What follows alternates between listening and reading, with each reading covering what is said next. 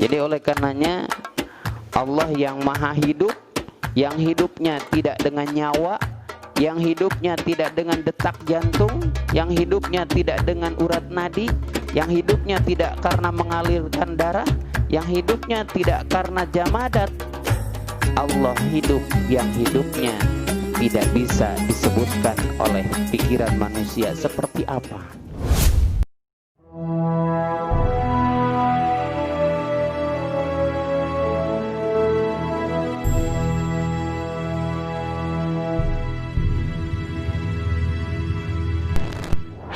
Sifat berikutnya adalah sifat hayat. Hayat itu artinya hidup.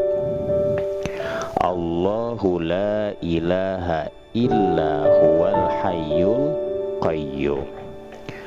Allah tiada Tuhan kecuali Dia, Al-Hayyu yang maha hidup. Jadi hidupnya Allah tidak seperti hidupnya makhluk. Kalau hidupnya makhluk, manusia karena ada nyawa, tumbuhan karena ada getah, jamadat seperti batu karena keras, hewan karena ada darah yang mengalir. Semua makhluk Allah tanda hidupnya ada. Detak jantung masih bergerak, nadi masih ada, maka menandakan nyawa manusia masih ada. Batu terlihat keras, itu juga menandakan batu ini hidup dan berpotensi berkembang. Tumbuh-tumbuhan yang masih mengeluarkan getah, pohonnya bergetah, maka pohon ini menandakan hidup. Hidupnya Allah tidak akan pernah terkena dengan sifat maut, sementara hidupnya makhluk akan terkena dengan kematian. Kullu nafsin dha'iqatul maut. Setiap yang bernyawa, setiap yang berjiwa akan mengalami kematian. Tidak ada makhluk hidup yang tidak mati, termasuk yang memiliki kekuatan. Raja-raja yang hebat mati, orang kaya juga wafat, para ulama wafat, semuanya. Tapi Allah tidak. Tapi ada beberapa hal yang akan menjadi hidup. Contoh, hati akan hidup setelah digunakan untuk berzikir. Ala inna bidzikrillahi tatmainnul qulub.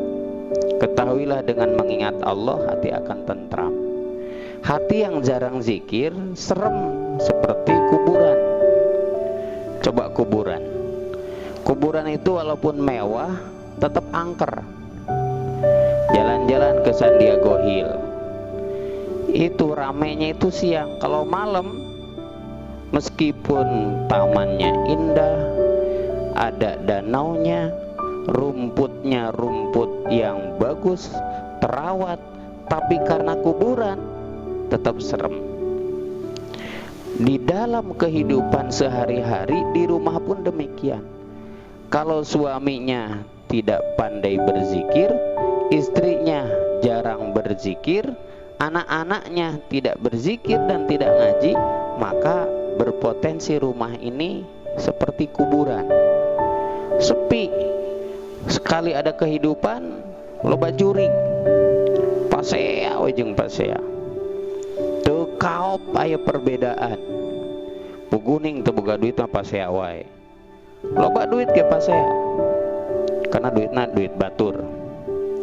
Nah ini, jadi hati butuh hidup, karena kalau hati hidup, maka hidup pun akan hidup. Orang-orang yang tidak punya semangat sama dengan orang yang tidak punya hati. Karena orang-orang yang tidak punya semangat hidupnya sudah tidak akan bertahan. rumah tangga kokoh karena keduanya bertekad sekuat tenaga ingin menjaganya. Orang yang sakit kuat karena bertekad akan melakukan segala upaya untuk jadi sehat. Orang yang menjadi rumah tangga, menjadi pokok dan pimpinan rumah tangga harus kuat. Jadi kalau masih ada harapan, manusia itu insya Allah hidup. Tapi kalau harapannya sudah tidak ada, ya udah hilang. Sekuat, sebanyak, sehebat apapun manusia, kalau sudah dicabut harapannya, maka hilang. Maka roja bahasanya, penuh pengharapan kepada Allah. Para pendosa yang berharap ampunan dari Allah lebih besar daripada azabnya, dia akan semangat memperbaiki diri ketimbang ahli ibadah, tapi dia tidak punya harapan kepada Allah.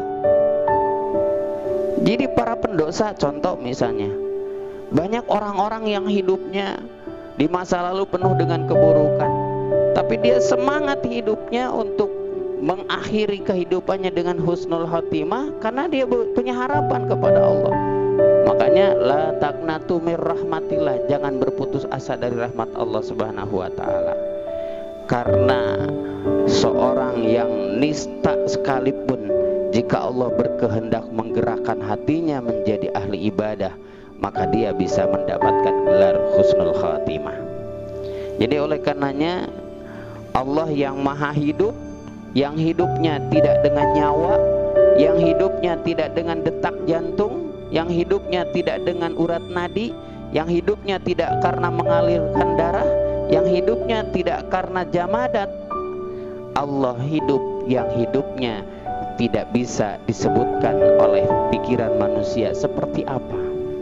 Kalau manusia ada tanda-tandanya, tapi tandanya Allah hidup adalah karena segala sesuatu yang nampak ini menjadi bagian dari penciptaannya. Tidak mungkin dunia beserta isinya yang sangat rumit ini diatur oleh zat yang terkena dengan sifat kematian.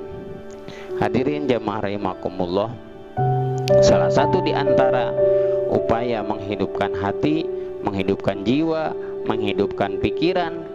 Kalau pikiran hidupnya dengan ilmu, kalau hati hidupnya dengan berzikir, kalau tubuh ini hidupnya dengan merawat dan menjaga diri kita, maka keimanan akan menjadi lebih hidup ketika kita memiliki harapan kepada Allah Subhanahu wa taala.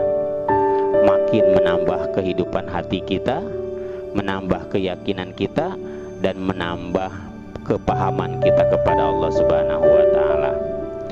Hadirin jamaah rahimakumullah, mudah-mudahan Allah yang maha melihat, maha memandang, maha mengetahui, dan maha kuasa segera menyelesaikan urusan kita yang belum selesai, segera memudahkan urusan kita yang sulit, dan segera memberikan kesehatan kita yang sedang sakit.